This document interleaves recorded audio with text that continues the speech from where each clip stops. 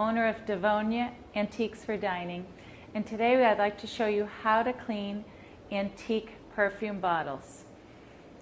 Well, a lot of times part of the value and beauty of these bottles are some of their original labels.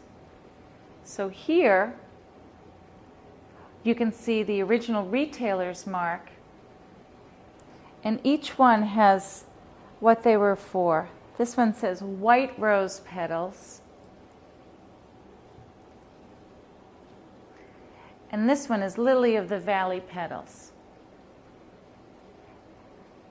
You can tell that these are antique because of the way they're blown, molded, and cut, and they have their original stoppers.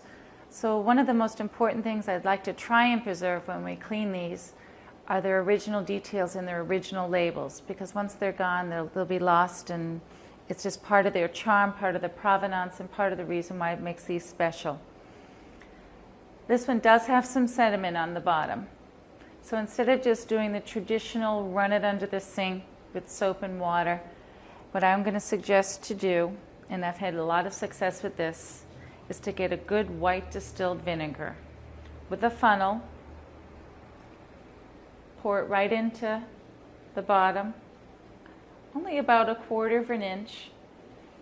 I'll usually let it sit for an hour or overnight, depending how old the bottle is, how much the sediment is. We'll gently rinse it out, and very, very, very carefully rinse it out with cold water, so as to preserve as much of the original labeling as possible. And that's how you clean the antique perfume bottles. Just a little white cider vinegar, and you're good to go.